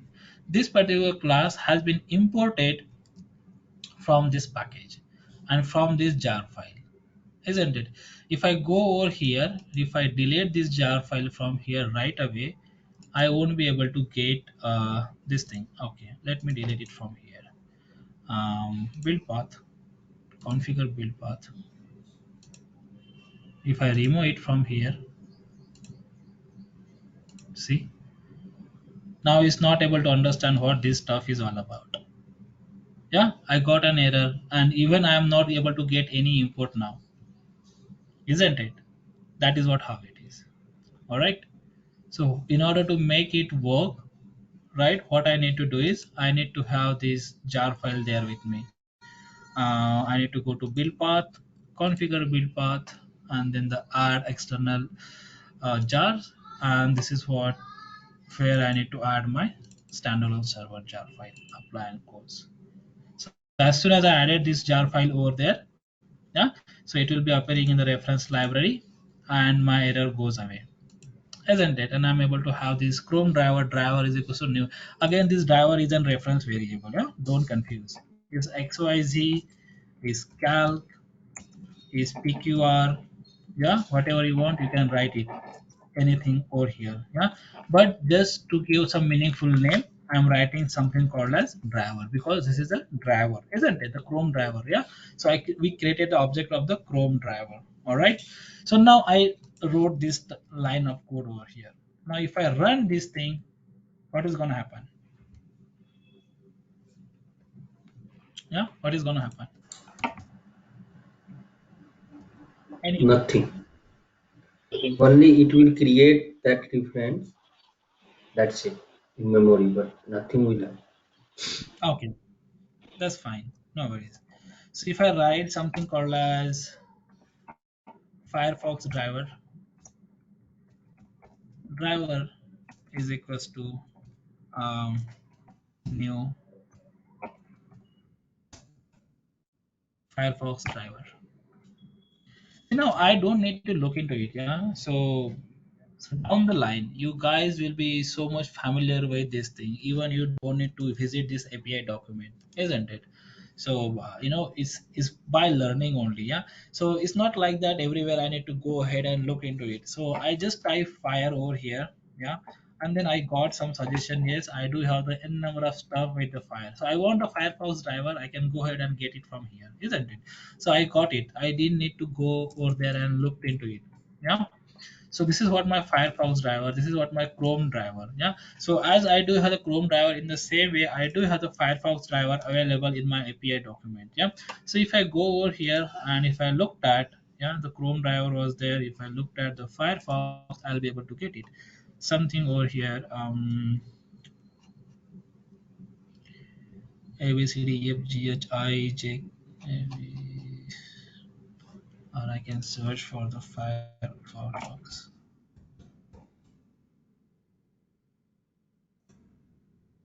Here it is. Yeah, Firefox driver. All right. So we do have, see, the class Firefox driver. Yeah, Firefox driver. All right. So this is what the class is available over here. Yeah. So I created, the object of the Firefox driver. All right.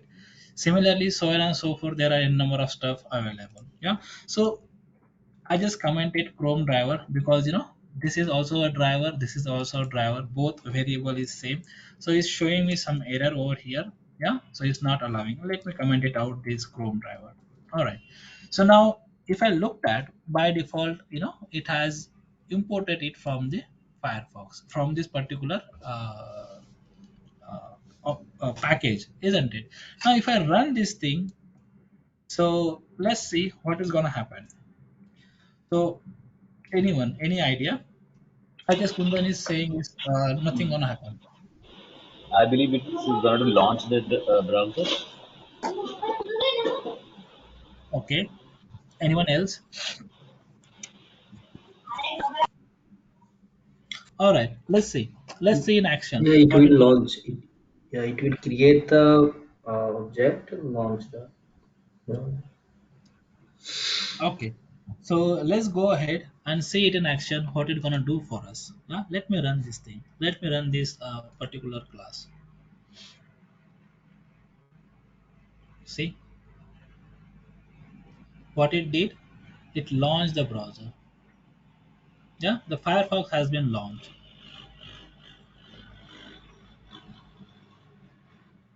Yeah. The Firefox has been launched. So if I go over here in my program, over here the execution has been done. Yeah. So it has launched the Firefox, isn't it? So it's there. Let me close all this stuff. See, the Firefox is there. Yeah, over here you are able to see it, isn't it? Over here. Yeah, the Firefox has been launched. See, let me close it. So whenever you are creating the object of the class, the Firefox driver class or the Chrome driver class, or what we do have is Internet Explorer class.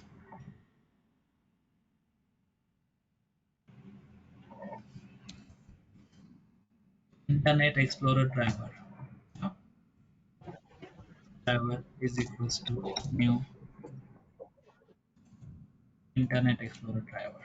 All right. I'm saying driver one now. Over here, I'm saying home driver. Or I can do something like this: ch driver,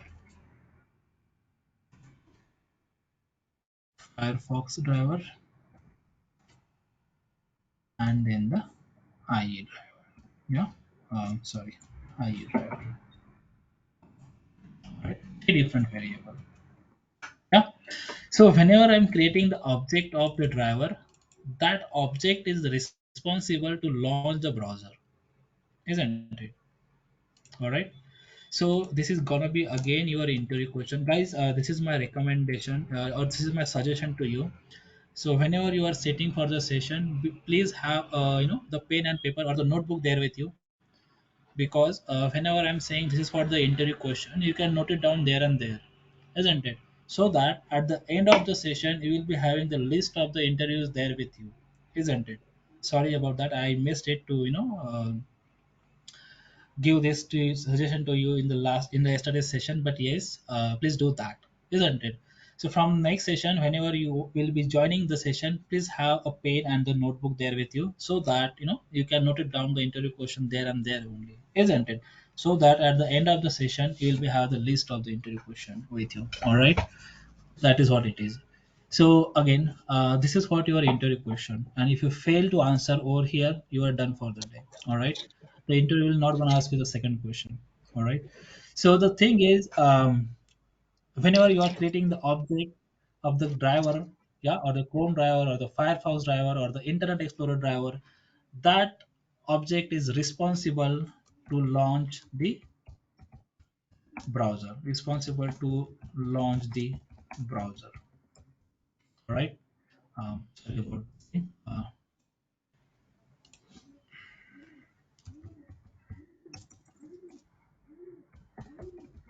all right, is responsible to launch the browser. All right, so that is what it is. All right, so interview may ask you the question, whenever you are creating the object of the driver, what is happening? It should not be blank. Your answer will be instant over there. It is responsible to launch the browser, or it will gonna launch the browser. You should not be think for a second, while a second, yeah. So your answer will be instant. It will gonna launch the browser. If your response is that instance, then you are going to create some positive value in an interviewer's mind. And if you are blank, or if you are humble and here and there, then you are done for that day, because you do not know the basic thing, isn't it? Though you are a good programmer, though you are creating a very good framework out of it, but the basic ABCD you should know, isn't it? That is what how it is. All right, is most important, very basic but very most important stuff into the question. Yeah, so whenever I'm creating the object of the driver, what does it mean, or what it gonna do? It will launch the browser, or it will be responsible to launch the browser. All right, that is what how it is. So I created the object of the Firefox, I created the object of the IE, I created the object of the Chrome driver. Now if I run it, yeah, so if I run it now, let me see what is going to happen. Yeah, so one by one. So all right, let me start it from the Chrome. Yeah, so now what it's gonna do is it should launch a three browser for me, isn't it? One is Chrome, second is Firefox, third is IE, isn't it? Let me run it. So by the way, like you can run it from here as well, or there is one button over here. Yeah, so directly you can run it from here as well. Yeah, so you have to say launch, run launch browser, so it is gonna launch the things for me. My goodness, it failed. All right, let me see what went wrong. It failed over here, saying something starting Chrome driver. All right, 90. And what is this thing?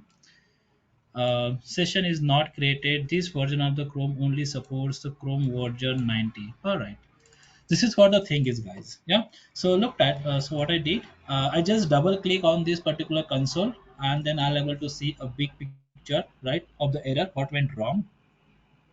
All right, and you should be please don't क्या बोलते हैं उसको, don't scared of the errors, isn't it? Just read it out what it is, and you will get all the information in it, isn't it? So it's saying I'm trying to start the Chrome driver on this Chrome driver 90 on this particular port. All right, and then some information over here, and on this particular line is saying session is not created. This version of the Chrome driver only supports the Chrome version 90. Current browser version, see, the current browser version is 92 with the binary path, so on and so forth, isn't it? So my Chrome version is 92, isn't it? And my Chrome version, my this Chrome version, yeah, which is there, Hmm. this Chrome version.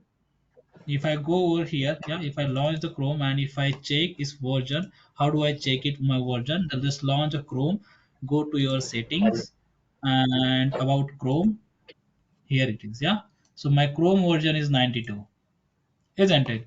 and what it is saying, that is what I got an error over here. Yeah, saying current browser version is 92, and what the jar file we do have, that is Mm. supporting the Chrome version 90. Yeah, so Okay, that so is we what need the to thing set is. the path for 92. Not exactly. Yeah, Okay. just looked at the error, what it is saying. Yeah, the current version of the Chrome driver, Mm. this version of the Chrome driver only support the Chrome version 90, and the current browser version is 92. What does it mean? My current browser Chrome driver version is 92, and what the executable jar file I am having at my location, that is not supporting it. It's supporting to 90 only. Yeah. So what I need to do is, I downloaded yesterday a jar the this driver. So I need to get the Oh, latest driver. Yeah, okay, so because I you copy have pasted. downloaded 90 driver yesterday, 90 version. No, no, no, no. I downloaded yesterday the latest one, but what I did, I Uh-huh. used the old one. I Oh, used the okay. old one. Yeah. I just copy pasted. I didn't extract it. Yeah, you can see just Uh-huh. dump. I just dumped it over here, but I didn't extract it. I'm using my old one. See, it's 12.5. It's pretty old. Yeah. So in the month Okay. of something May, isn't it? So that is not supporting. This Chrome driver is supporting till 90, and now I do have the 92. Mm. So what I need to do is, I just need to extract this thing, Yeah. And we and I need need to to paste new exe. Yeah, this I one. need to use this latest one. You can see the latest driver is this, isn't it? So let me copy this thing. Let me go over here and let me paste it over here. Paste. Yeah. I'll say overwrite all. Oh, Tum. Okay, so let me delete this first. All right. So why we are getting this error? An exception has been caught while processing the refactoring of the delete. It's not deleting this thing, the Chrome driver. Why is it so? And this is what the most important stuff, guys.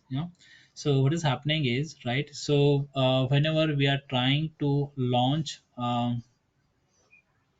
whenever we are launching the browser, right, so what is happening in the backend, so though we close it from here, yeah, so whenever the Selenium launch the browser, and if you close it manually, so what is happening, only the browser is closed, but the process at the backend is never been closed. So if I go at my task manager, and if I looked at, I'll be able to see something called as Chrome driver over here, isn't it? And that is what the issue is. Yeah, so we need to close this Chrome driver. That's what is showing, yeah, is in use, right? So we need to close this, and again, right, whenever you close the browser manually, always clear or always end that task from here, Chrome driver task, else your machine will be slow down, isn't it? So it will gonna use the memory of your machine. See the memory consumption, it has consumed a 3.8 MB memory of my laptop, isn't it? So that is what how it is. So if you are not closing it from here, if you are not ending from here, someday it will consume all memory, and your laptop, desktop, whatever you are using, it will be slowed down.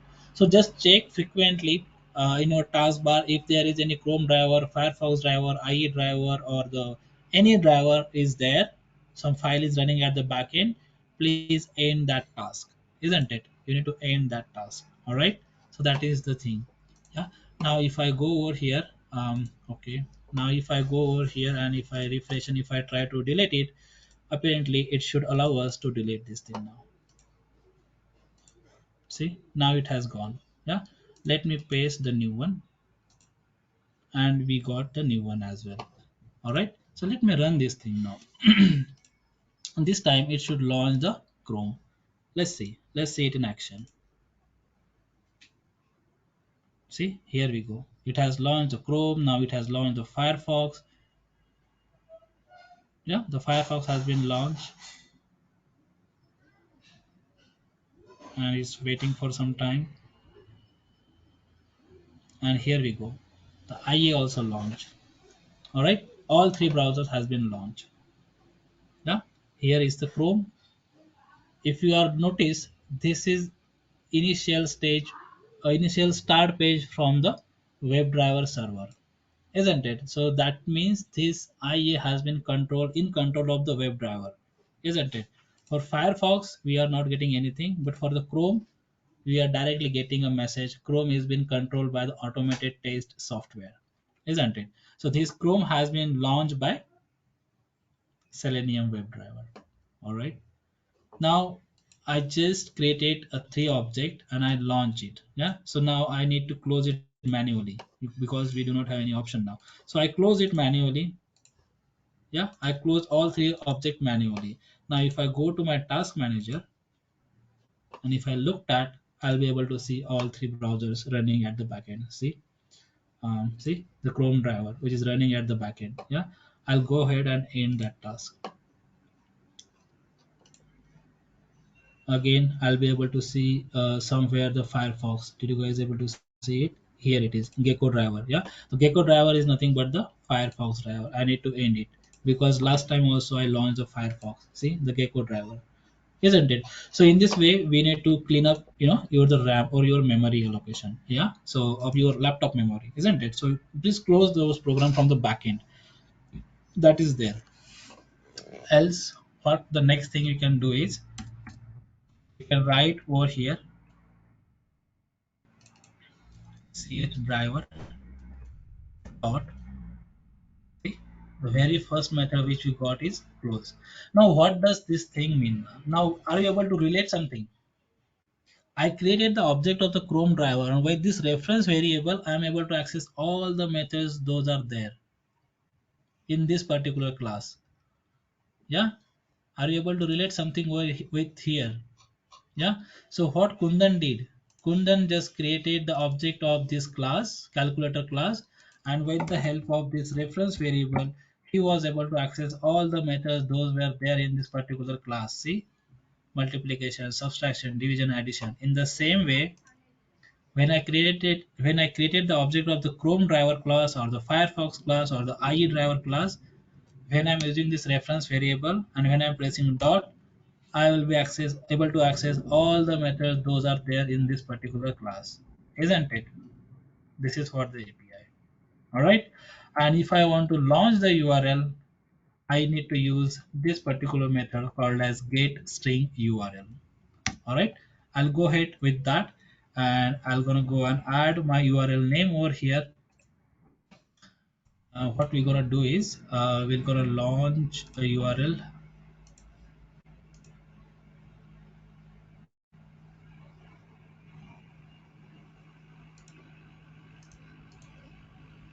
Mm, okay.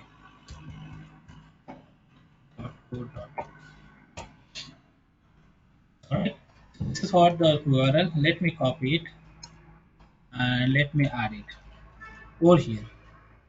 And after that, what I need to do is again, I told you right, with the help of this reference variable, I'll be able to get all the methods and I can close my browser now. Yeah, so if I go over here, get and then the close. If I go to my Chrome driver, right, Firefox driver and the Chrome driver, right.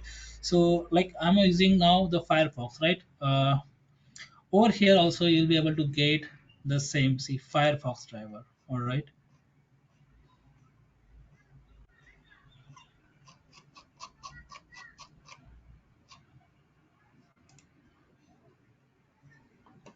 Mm, are we able to see anything over here? Or let me go to the Chrome driver. Yeah. So that is what something which is easy for us. Chrome driver. All right. So Chrome driver class. All right. So over here we saw some methods. See, there are a number of methods available in the Chrome driver, out of which we saw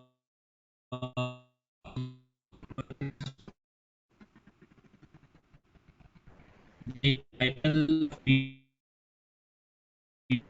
use this close method, yeah, and this get method, right? So if I'm saying this get,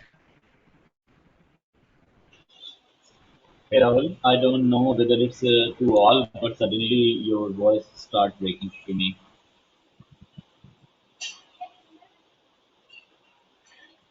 If this is happening for all, all right. So what is happening? Are you guys not able to hear me? No, now So it's better now actually. it's yeah, audible. Yeah, Okay, Earlier okay, it okay. was previously it muted. lost. All right. So this is about the gate method. Yeah, the URL will load and must be fully URL. Yeah, so this is what the gate method. Yeah, so if you want to launch the browser and if you want to load the URL, you need to use this gate method. Yeah, so that is what we use driver dot chrome driver dot gate method, and then I want to close that browser. I use this close method over here, and I'll just comment it out these two things. Yeah. So let me launch this thing. Let me run this thing and let's see what is going to happen now.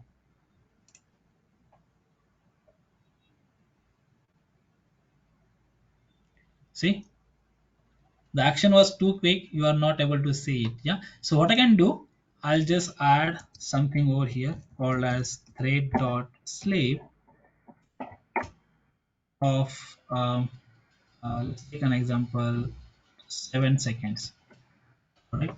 So that it will gonna wait for 7 seconds. Yeah, and then it will gonna close that browser. All right, now what is gonna happen is, so this particular statement is responsible to launch the browser. This statement will navigate to this particular URL chrome driver.get, and it will gonna navigate to this particular URL. Then this statement will gonna keep hold for the 7 second. Yeah, 7 second will be on the hold, and then this statement will be gonna close my chrome driver. Yeah, so let me run this thing and let's see in action.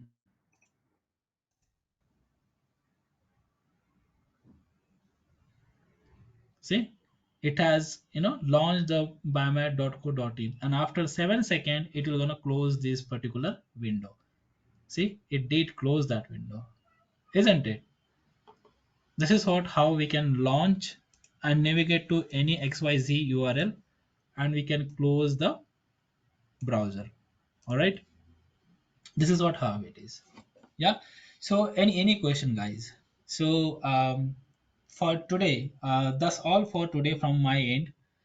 So how we can launch the browser and how we can navigate to any URL, how we can close the URL, what is API, how can we create the API, right? So all those stuff. Yeah, so any question, guys, please go ahead.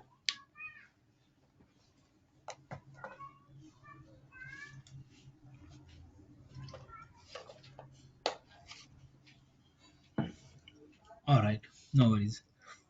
So that's all from my end. So we can wind up the today's session if you don't have any question, and then I'll share the recording there with you guys. All right. So yeah, thank you. Thanks for your time, guys. Yeah, thanks. Bye. Yeah, thank you. Bye. Hey Rahul, now Mhm.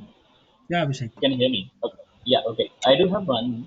Was trying this thread dot sleep, and it is showing me some error stating like add through declaration. I mean, the suggestions are add through declaration or surround with try catch. Can you suggest if there is Yeah, yeah. some Just go ahead and add it. So we'll discuss it. okay. What that stuff is later. Just go ahead and add it. Add through Add. declaration that okay. And there also it is Yeah, like yeah. in interrupted exception, in exception and throwable. There are three classes which is showing.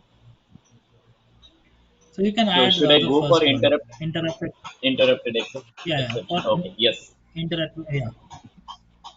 Okay, okay, okay, super. Thanks. Got it. Okay. Yeah. Thank you. Thanks, guys. Okay, cool. Thanks. Thanks. Thanks everyone. Bye. Bye. Bye.